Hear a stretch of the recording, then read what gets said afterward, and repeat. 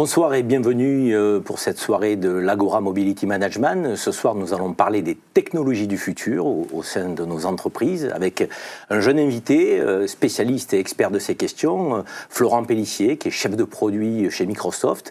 Bonsoir Florent. Bonsoir. Bienvenue. Merci. Ce soir, on a envie d'avoir un éclairage de l'expert que vous êtes sur les technologies du futur. Je parlais de votre fonction au sein de Microsoft, chef de produit réalité mixte. On a envie de comprendre d'emblée, sur cette soirée que nous organisons, la réalité mixte, la réalité virtuelle, que représentent ces concepts avec l'hologramme, qui sont aujourd'hui les technologies du futur. Bien sûr. Alors, pour faire simple, si on reprend un petit peu de distance, on a connu dans le monde de l'informatique plusieurs révolutions. La première, c'était l'apparition des PC dans les années 1970, par exemple. La deuxième, et je pense qu'on l'a tous aussi vécu ici, c'est plutôt l'apparition du mobile. On a aujourd'hui tous un smartphone dans notre poche, aussi bien dans sa vie professionnelle que dans sa vie personnelle. Chez Microsoft, on pense qu'on est à l'aube de connaître une troisième révolution dans l'informatique. C'est celle de la 3D et des technologies immersives. Donc, technologies immersives, dedans, on met réalité virtuelle, réalité augmentée, réalité mixte. Si on rentre un petit peu plus dans le détail, réalité virtuelle, généralement, ça, les gens connaissent un petit peu cette notion. C'est vraiment, on met un casque sur la tête et puis on est immergé dans un autre monde. On peut aller se balader sur la Lune. Ça, c'est la réalité virtuelle. Ça, c'est la réalité virtuelle. Réalité augmentée, on a commencé à en parler depuis quelques temps maintenant, notamment avec des jeux plutôt pour les jeunes. Pokémon Go, par exemple, je ne sais pas si ça vous parle ou peut-être que... Je ne vais pas vous dire oui, ça vous surprendrait. Peut-être que des enfants dans votre entourage y ont joué. Là, c'est plutôt à travers un smartphone où on va avoir en fait un filtre d'informations qui va venir s'apposer à l'écran de votre smartphone. Ou alors, il y a déjà des sociétés qui l'ont expérimenté il y a quelques temps. Google, par exemple, avec les Google Glass. Ça, notamment, ça a un petit peu fait parler. Et puis, nous, chez Microsoft, on pense que la technologie qui va vraiment s'imposer, c'est celle de la réalité mixte. Alors, mixte, pourquoi ? Parce qu'en fait, on va venir mélanger le monde réel, celui dans lequel on évolue, nous, cette table, avec des éléments virtuels, plutôt sous la forme d'hologrammes. Et donc, en fait, ces éléments virtuels, ces hologrammes, vont tenir compte des contraintes du monde réel. On va mélanger ces deux mondes, ça va donner la réalité mixte. L'hologramme est intégré donc dans le champ de la réalité mixte. Exactement. Et comment on peut accéder en fait à cette réalité mixte ? C'est mon quotidien chez Microsoft et les sujets sur lesquels je travaille. Donc, je suis chef de produit réalité mixte, mais on y accède notamment à travers HoloLens chez Microsoft, qui est, on va dire, un casque ou des grosses lunettes, pour faire simple. Sa description détaillée, c'est un ordinateur holographique autonome. Mais on va faire simple, on va croire que c'est des grosses lunettes. Et à travers ces lunettes, en fait, je vais voir projeter des hologrammes qui sont des êtres de 3D et qui vont venir, du coup, complémenter mon monde réel. Vous êtes chef de produit chez Microsoft, on l'a dit, donc vous avez une vision globale, donc une photographie de la manière dont on utilise ces technologies du futur au sein de nos entreprises aujourd'hui. Dites-nous, j'allais dire un peu, quel est l'état de la situation. Est-ce que les entreprises vont vers ces technologies ou est-ce qu'elles sont un peu hésitantes aujourd'hui ? Alors, comme je l'ai dit, c'est des sujets, toutes ces technologies immersives, qui sont quelque chose de relativement nouveau. Aujourd'hui, on est tous équipés de smartphones, mais on n'a pas tous un casque de réalité virtuelle ou un casque de réalité augmentée avec nous au quotidien. Néanmoins, chez Microsoft, je travaille depuis un peu plus de 3 ans sur ce sujet-là. HoloLens, donc, qui est mon produit, mes lunettes sont sorties en France en 2016. C'est le produit Microsoft. C'est le produit Microsoft. Il y en a d'autres, on a parlé des Google Glass, etc. Et on a pu observer du coup comment les entreprises, notamment les professionnels, l'utilisaient au quotidien. Et aujourd'hui, on a vu 4 gros cas d'usage. Je vais les détailler si tu me le permets. Le premier est très simple, c'est comment je réinvente mon processus de formation, d'apprentissage avec ces technologies-là. Donc dimension RH. Dimension RH notamment, avec un constat très simple. Aujourd'hui, on continue d'apprendre à travers un écran, à travers un manuel, à travers un livre. Par contre, la vie qu'on vit au quotidien, c'est de la 3D. Si demain, je me mets également à apprendre en 3D, en immersif, en interactif, avec des informations supplémentaires autour de moi, le taux de rétention d'informations dans mon cerveau va être bien plus important. On regarde une vidéo, 2 mois après, on en garde 2-3% de cette vidéo. On fait un processus de formation en immersif, en faisant les gestes, on va retenir plus de 70% de cette information-là. C'est prouvé tout ça. C'est prouvé. On a un retour d'expérience déjà sur ces questions. Et aujourd'hui, il y a de nombreuses entreprises, notamment dans le secteur industriel. Je pense à Airbus, je pense à Vinci, je pense à UPSA qui fabrique des médicaments, qui permettent de le faire. Si on revient en détail sur le cas UPSA, c'est très simple, ils ont des machines-outils qui fabriquent des médicaments très complexes. Avant, ils avaient un manuel de 50 pages pour expliquer aux nouveaux arrivants dans l'entreprise comment se servir de cette machine-outil. Désormais, ils ont une application de 5 minutes en réalité mixte qui permet en fait d'avoir des instructions, des informations nécessaires qui m'aident à bien apprendre à comment me servir de cette machine-outil. Donc ça, c'est le premier volet. C'est le premier volet. Le deuxième, qui nous ramène un petit peu aussi à la thématique de ce soir, qui est tout ce qui est lié à l'assistance à distance, notamment autour, par exemple, de la maintenance assistée. Comment moi qui suis sur le terrain, un col bleu, un technicien de maintenance par exemple, lorsque je n'ai pas toute la connaissance pour réparer telle machine, comment je vais pouvoir enfiler mes lunettes, appeler un expert à distance, lui il va voir à travers mes yeux, parce qu'on a bien souvent des petites caméras à travers ces lunettes-là, et il va me guider dans mon intervention, comme quand je passe un coup de fil à un ami dans la fameuse émission que vous connaissez, là je vais pouvoir en fait faire appel à un expert à distance qui va me guider, qui va me dire appuie sur ce bouton-là, attends je t'envoie un PDF, une notice qui vient s'afficher dans mon champ de vision et qui va m'aider du coup à être plus efficace dans la tâche que je suis en train d'accomplir. Expertise à distance, en temps réel. Exactement. Troisième champ.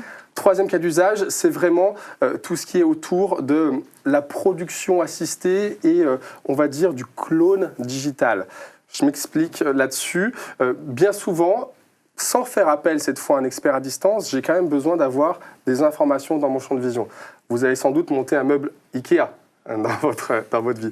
Et ben moi, quand je monte un meuble Ikea, bien souvent, j'ai les mains prises avec le tournevis, les outils d'un côté, la notice de l'autre que j'ai du mal à regarder, où il faut que je tourne les pages, etc. Si jamais j'avais cette notice dans mon champ de vision et qu'au fur et à mesure que je fasse les étapes, ça défile pas à pas, etc. Derrière, je suis bien plus efficace pour faire la tâche que je suis en train de passer. Donc, sur des chaînes de production, par exemple, on a de l'information qui aide les opérateurs à aller plus vite dans ce qu'ils sont en train de faire. Et le dernier secteur ? Et le dernier qui est relativement intéressant, c'est comment aujourd'hui je réinvente mon expérience client. Comment, lorsque je suis dans un magasin ou dans une concession automobile, par exemple, au lieu de dire j'ai 10 voitures de couleurs différentes, du même modèle mais de couleurs différentes, j'ai qu'une seule voiture. Je n'ai pas besoin du coup d'espace pour entreposer les autres, mais à travers le casque, en fait, je la visualise d'une différente couleur, avec les bonnes options, etc.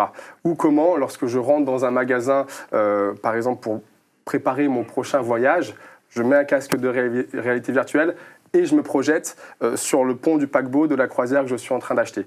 On a également ce type d'expérience-là qui vise à réinventer l'expérience client. Ces technologies, Florent, elles permettent aussi d'agir dans le domaine de la responsabilité sociale, sociétale, environnementale de l'entreprise. Lorsqu'on peut mettre en place avec les hologrammes, la réalité mixte, des réunions à distance, je dirais avec des milliers de kilomètres de distance, on est aussi sur l'économie donc de consommation de CO2. C'est exactement ça. Un exemple concret, c'est lorsque des compagnies pétrolières, par exemple, ont des problèmes sur leur plateforme offshore, bien souvent, il faut déplacer l'expert qui doit faire 5000 km, prendre l'avion. Donc là, on est sur les coûts d'émission de CO2, on est sur des coûts financiers aussi, tout simplement. Si jamais je n'ai pas besoin de faire déplacer l'expert parce que avec mes petites lunettes, il voit à travers mes yeux et depuis son bureau à Paris, il va me guider moi dans mon intervention, bien sûr qu'on retrouve ces gains. De même qu'aujourd'hui, on voit pas mal de sociétés qui commencent à se lancer dans la réunion holographique. Alors ça pose un certain nombre de conditions, mais pour les fans de Star Wars ici, dans Star Wars, on a le conseil des Jedi, où les Jedi sont en hologramme, parce qu'ils sont tous sur des planètes à droite, à gauche, mais par contre, ils se réunissent pour prendre la bonne décision au bon moment. Aujourd'hui, il y a des sociétés qui commencent à explorer et à investiguer ce champ. C'est notamment le cas de BNP Paribas, qui, avec sa filiale Real Estate, en fait, met en place des procédés de réunion holographique. Donc on peut être à Hong Kong d'un côté, à Paris de l'autre. Moi, à travers mon casque, je vois l'hologramme de la personne avec laquelle j'échange à distance. C'est plus sympa qu'une conf call, parce qu'une conf call, on ne sait jamais qui parle, on ne sait jamais son humeur, etc. Là, on voit vraiment l'hologramme de la personne. Donc, bien sûr que du coup, on peut organiser des réunions holographiques à distance sans avoir à faire déplacer tout le monde. Dimension importante pour ce club Agora, donc Mobility Management. Parlons du coût. Pour une entreprise, ça représente quoi d'installer un tel dispositif? Alors, il y a un certain nombre de prérequis avant de se lancer dans ce type d'expérience-là, par exemple. Vous l'avez compris, quand on est sur des hologrammes, on est sur de la 3D. De la 3D, ce n'est pas quelque chose qui s'invente, etc. C'est quelque chose qu'il faut créer. C'est pour ça que dans l'exemple que je citais, je parlais beaucoup des acteurs industriels, parce qu'aujourd'hui, les acteurs industriels sont des gens qui maîtrisent leur patrimoine 3D. Aujourd'hui, on construit des avions, des voitures et des bâtiments en 3D depuis assez longtemps, sur l'aspect design et modélisation. Donc si j'ai déjà ces assets 3D-là, c'est bien plus simple de me lancer dans des projets du coup de réalité mixte.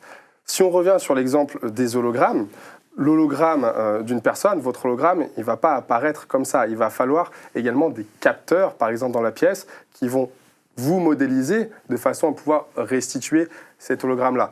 Ce n'est pas du tout la même technique que les fameux hologrammes à la Mélenchon, par exemple, où là, on est juste sur de la projection en fait, d'une image sur un écran incliné qui permet d'avoir une restitution comme ça. Là, c'est vraiment de la modélisation 3D qu'on va avoir. Donc, les coûts de capture sont différents, l'installation est un petit peu différente. Et donc, l'investissement pour une entreprise, très concrètement, ça représente quoi? On peut donner des ordres de grandeur ou pas? C'est assez difficile parce que ça dépend de chaque projet. On peut découper, par contre, les coûts d'un tel projet. Le premier est l'équipement en technologie. Donc, on se parlait des casques, par exemple. Un casque comme Microsoft HoloLens coûte 3 500$ aujourd'hui. Des casques de réalité virtuelle, c'est de l'ordre de entre 500 et 1000 $. Et puis, il faut le PC auquel ils sont branchés pour fonctionner. Donc, pareil, à peu près 3 000$ par casque. Ensuite, il faut ces assets 3D. Soit on les a déjà, soit il faut les créer. Donc là, c'est des heures de développement 3D, comme on aurait des heures de développement de pages web, par exemple. Et puis enfin, il faut la bonne application métier, parce qu'un casque, par exemple, comme HoloLens, c'est comme un smartphone ou un ordinateur. C'est-à-dire que sans logiciel, sans application, on ne peut rien faire. Donc là, il faut passer par le développement d'une bonne application métier. Et ce qui est intéressant, c'est que bien souvent, de tels projets, c'est une équation tripartite entre le client final, les personnes qui nous entourent ici, qui vont être porteurs d'un besoin. Je veux limiter les déplacements de mes collaborateurs et organiser des réunions à distance. Okay. Entre des entreprises comme Microsoft ou des entreprises de la tech qui fournissent les bonnes technologies, les casques, etc. Et puis bien souvent, il faut un troisième acteur parce que développer des applications en 3D avec des hologrammes, ce n'est pas forcément des compétences qu'on a aujourd'hui dans nos entreprises. Donc on s'appuie bien souvent sur des startups ou même des studios de jeux vidéo. Aujourd'hui, les jeux vidéo, la 3D, ça existe depuis 15-20 ans. Et c'est ces compétences-là qui vont nous aider à développer l'application. Donc ça a également un coût qu'il faut prendre en compte. Vous pensez à terme que c'est une fonction qui sera développée au sein des entreprises ou ce sera une dimension un peu externalisée? Je vais prendre un exemple très précis sur ce sujet. Aujourd'hui, en tout cas avec les 3 ans de recul qu'on a chez Microsoft, on a vu que 90% des projets étaient... le développement, en tout cas, des projets était externalisé sur des sociétés spécialisées là-dessus. Par contre, des grosses entreprises qui ont été un petit peu visionnaires sur le sujet et qui se sont rendues compte que, oui, les technologies immersives, c'est vraiment l'avenir, il faut qu'on investisse dedans, ont, elles, choisi d'investir en ressources humaines directement de leur côté. Je prends l'exemple d'Airbus, là-dessus, qui est un gros utilisateur de réalité augmentée, virtuelle, etc. Ils ont créé, au sein d'Airbus, en fait, ce qu'ils appellent une holographic academy.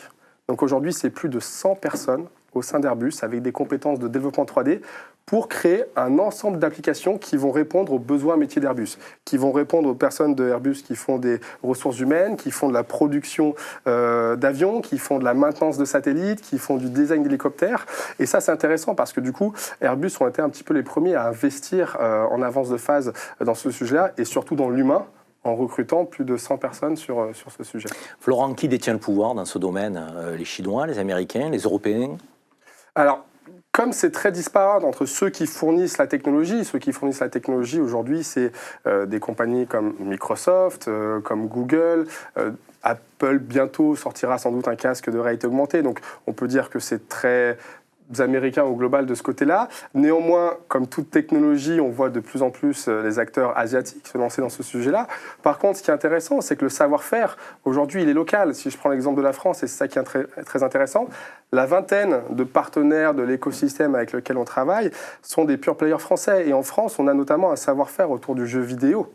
Ubisoft, Infogrames à l'époque, Gameloft. Donc on a des vraies compétences autour de la 3D, on a des vraies écoles comme l'INSART, comme les Gobelins, comme les arts et métiers qui ont vraiment des cursus de développement 3D. Ce qui fait que les compétences au final sont locales et la France a une carte à jouer sur ce sujet-là. Donc aucun complexe lorsqu'on est français, bien au contraire, Totalement. On est dans la compétition. Exactement. Et un petit exemple qui est d'actualité par exemple sur ce sujet, c'est Roland-Garros, c'est d'actualité, tout le monde connaît. Roland-Garros, en ce moment, il y a une reconstruction des différents stades. On veut mettre un toit pour éviter la journée de pluie, par exemple, qu'il y a eu hier. Et ben, le chantier de Roland-Garros, aujourd'hui qui est réalisé par une société française, Vinci Construction, utilise des technologies comme HoloLens, en fait. J'ai un double digital du stade sur lequel que je vois à travers moi mes HoloLens, ce qui me permet, lorsque je vais faire mon inspection de travaux et voir que tout est bien mis en œuvre, de voir en fait les hologrammes derrière, des tuyaux, les hologrammes des espaces de réservation dans lesquels je ne dois pas faire couler du béton, et savoir facilement que tout ça est à sa place, et du coup, je peux valider facilement mon chantier. Donc ça, c'est tout ce qui est lié au sujet du BIM, en fait, donc vraiment de la donnée 3D dans le bâtiment. Et Vinci Construction l'utilise aujourd'hui pour accélérer le chantier Roland-Garros. Y a-t-il des secteurs d'activité, des secteurs économiques plus à même d'utiliser ces questions-là? On a évoqué quelques-uns là, mais dans l'industrie, est-ce qu'en matière de sécurité, par exemple, ces pratiques vont se développer? Non, exactement, on en voit certains. On va dire que la cohérence à tout ça, c'est de pouvoir un petit peu maîtriser du coup sa chaîne et son patrimoine 3D. C'est ce que fait l'industrie aéronautique, automobile ou construction depuis quelques temps. On voit aujourd'hui de nombreux projets aussi plutôt dans la distribution et le retail, notamment liés au quatrième cas d'usage que je mentionnais, l'expérience client. Comment je réinvente un petit peu et je me différencie de la concurrence avec ce type de technologie-là. Donc là, on est sur une nouvelle forme de storytelling. Mais pas que. Par exemple, la santé, aujourd'hui, est très demandeuse de ce type de technologie-là. Un exemple que j'ai en tête, parce que Cocorico également, la France était une des premières nations à l'avoir fait, c'est qu'aujourd'hui, on a un chirurgien, le professeur Thomas Grégory, qui a réalisé une opération de chirurgie avec les lunettes HoloLens à l'hôpital Avicenne de Bobigny.